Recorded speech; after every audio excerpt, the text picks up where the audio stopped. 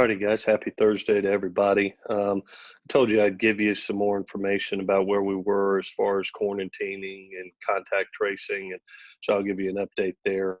Um, After today, with hopefully good results from this morning's testing, we will be able to have all our members of our team back that were either quarantined due to positive tests or quarantined due to contact tracing. I want to take a minute to thank both our USC medical team that's headed up by Dr. Winger and Dr. Van Orman, as well as LA County. It's it's a credit to them with the guidance they give us and the protocols that are in place to have 4 positive tests and immediately shut it down. It speaks volumes to the plan that was put in place months ago, the protocols that they gave us, the resources that they gave us going into this season, and then want to thank our players and our staff for the discipline. We've seen it across the country how other teams have been able to be shut down for maybe 2, 3, or more weeks, and to be able to cut off a positive test where it doesn't go across the team. Just a credit to the people that we're surrounded by our medical team. So I thank them, and it will be nice to have everybody back going into this game. It's been a good week of preparation for us. I know the kids are excited about having the opportunity to compete both in a historic place like the Rose Bowl, but as well against a good UCLA team. We look forward to the opportunity. Injury on the injury front, Liam Jimmons is looking good. He's actually practiced the last 2 days and does not seem to have significant was not as significant as we originally thought. He's sore, but doing well. Raylan Goforth has had a good week of practice. Anticipate both those gentlemen for our game. And then Dorian Hewitt will be out for this game with concussion protocol going into this game. We'll see how it plays out for next week. But just being honest, I don't see it happening for this game. And then from a surgery front, Jude Wolf and Greg Johnson's surgeries went extremely well, and we don't see any long-term injury towards this. Both went extremely well and should be back with us hopefully for next fall. But they both went well. With that, I'll answer any questions that you have. Okay, again, a reminder to raise your hand. We'll start with Ryan Karchi. Clay, good morning, first of all. Yeah. When it comes to Chip, obviously he had a couple seasons in which it was kind of a slow start. It seems like they've turned things around at least somewhat this season. What's the biggest difference, as far as you can tell, with this UCLA team than past Chip teams? They're sitting at 3-2 right now, and I think really playing good football. If you look early in the season, they had some turnover issues. I think they're -6 total right now. And as we look at the tape, you see a really talented football team that kind of shot themselves in the foot with turnovers. I mean, they could easily be undefeated right now.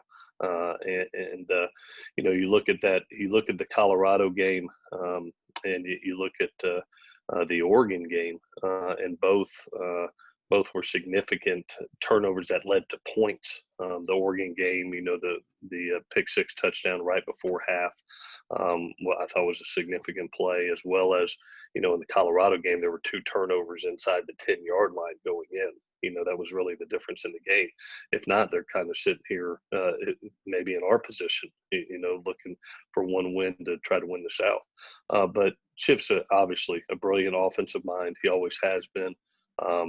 He is everybody sees him as a spread guy, a tempo guy, but he's really one of the better run game coaches there are in college football. You look at, I think it's 8 out of the last 13 games they've rushed for 200 yards or more.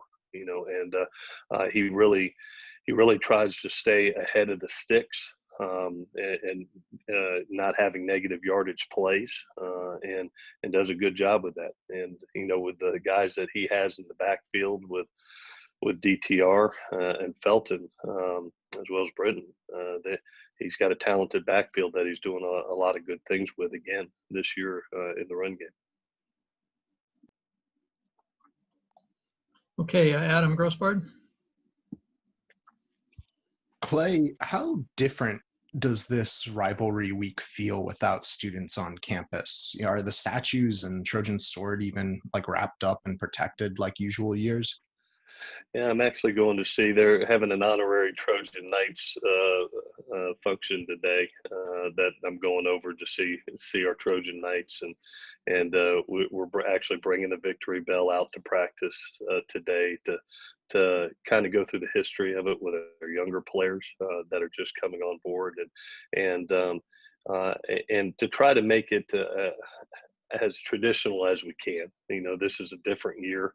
I thank the university for everything that they're doing to try to, make it as good as possible. And it'll be neat to see the Trojan Knights today. I'll be at Tommy Trojan today, thanking them. And I look forward to ringing the bell on the practice field with our team and educating our younger players on the significance and the history of this game. And what impact have you seen Johnny Nansen make over at UCLA? And, do you adjust anything when you're going up against one of your former assistants? Yeah, Johnny's a tremendous coach and friend, and is a tremendous recruiter also. When Chip brought him on, I thought what a great take because Johnny has coordinator mentality, as a terrific position coach, and obviously is on the other side of the ball, so he knows our offense. He's seen it firsthand, but we're an execution-based offense. We do what we do, and try to master the schemes that we master. So we don't try to reinvent the wheel to another team, but. Obviously Johnny's doing a good job over there with their defense. We've seen significant strides from last year to this year on their production. You look at, gosh almighty, 18 sacks, 39 tackles for loss. They're living in the backfield and doing a really nice job of keeping people behind the sticks, which will be a big part of this game. So credit Johnny, credit Coach Kelly for hiring a good coach, and credit Johnny for what he's doing defensively over there. Mark Culkin. Good morning, Coach. Good morning. Morning. Have there been any thought put into how to honor the seniors this season? You mentioned 2020 is different, obviously. With this rivalry game, are you guys going to be doing anything special for the seniors going out this year? It's really going to be postseason, Mark, to be honest with you, because we'll have some exit interviews. It's a different situation, and we still got another game. All of us, the entire conference, we'll be playing next week. Not only the championship game, but you're going to have all the other teams playing also, and so. It's really everybody's last game is next week, and so we are going to honor our seniors, but we're also going to visit with them to see what their future is, because obviously in this time they do have the opportunity to come back. So there's NFL evaluation discussions that will be had. There will be a lot of our kids are graduated. Will they move on to the real working world, or do they want another experience? And obviously all our seniors that want to come back, I'll take each and every one of them that want to come back. I don't think I'll get them all. I think a couple of them are headed to play on Sundays.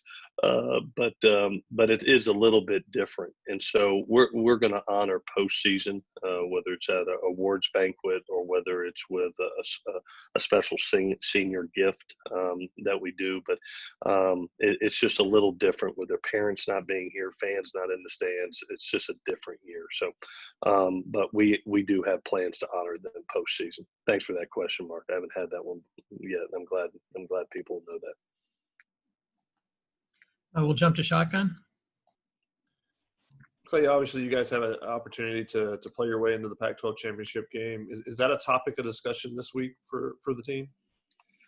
I think the reality is everybody knows it, but the mentality, the last thing that I told them last night is to keep the mentality of the 1-0 mentality that we've had each and every week. You're being human. You think about scenarios of what next week can look like and what is it going to be and question marks. But the fact of the matter is, like I told them after practice, nothing matters other than this Saturday. We didn't know last week, who we were going to play the following week. This time, you could play anybody.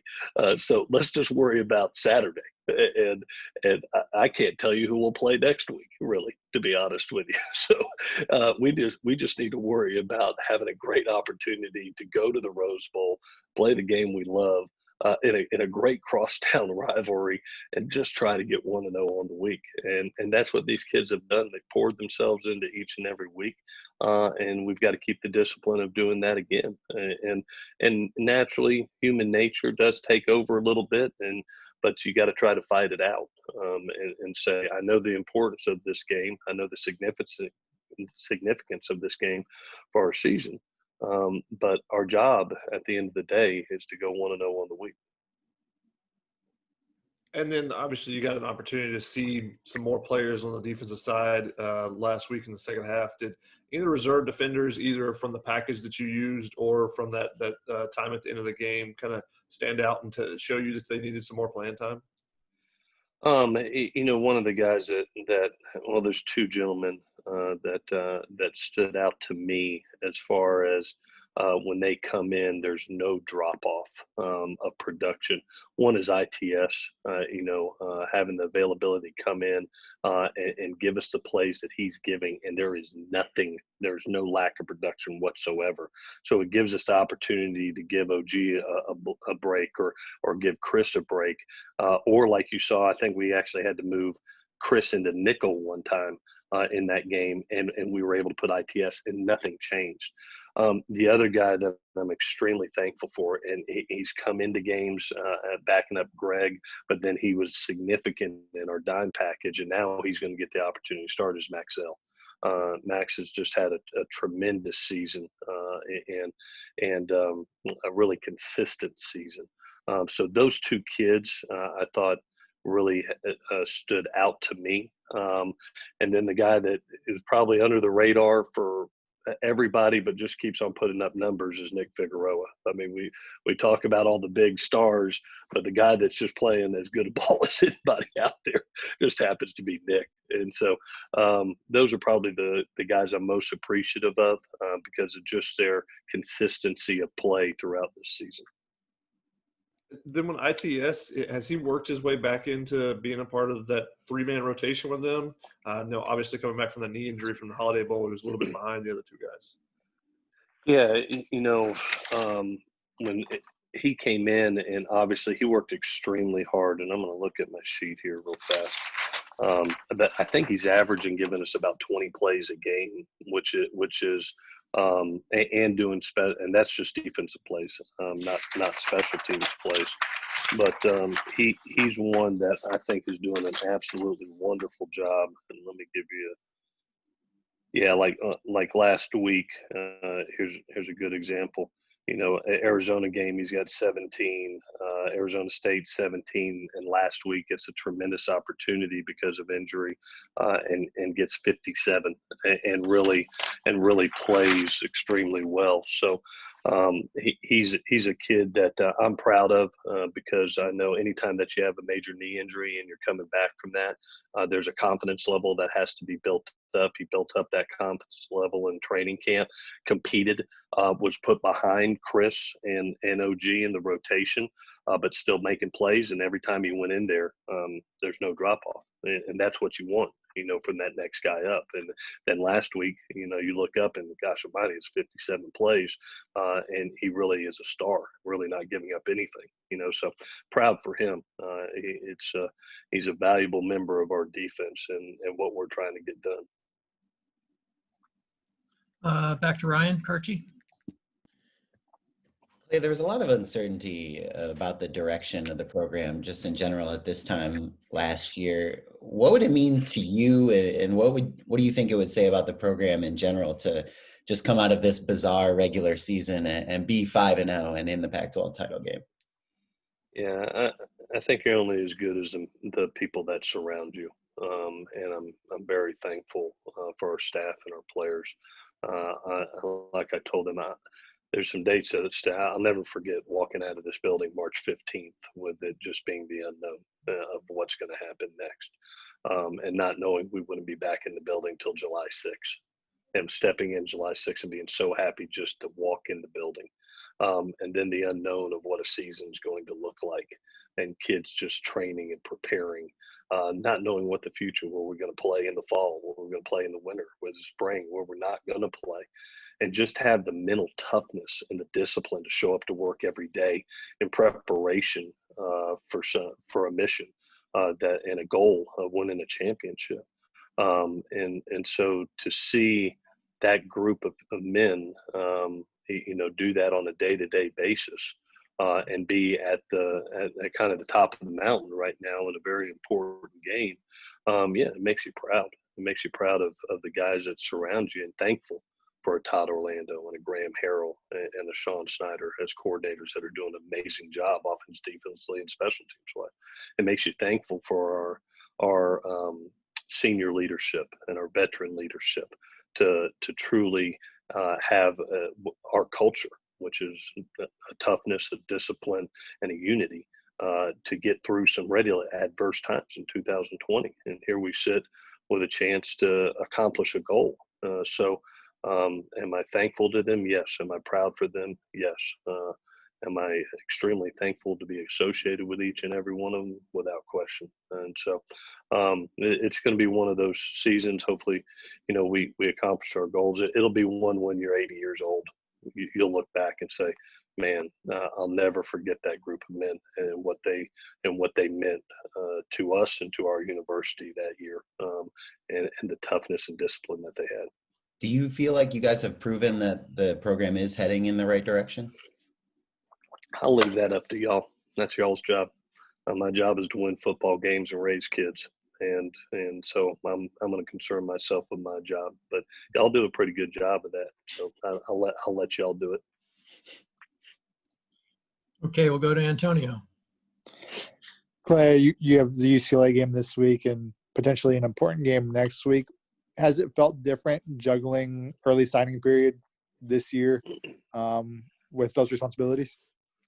Yeah, it's I literally walk off the field at 6 o'clock and I'm on the phone until probably 11 at night. And it's every second that you get right now, because it is usually you're making home visits. You're in people's homes starting December 1st, and so we are doing those virtual home visits at the end. Being able to go through scholarships and answer final questions. And so when you're not game planning, which usually you're not doing at this time,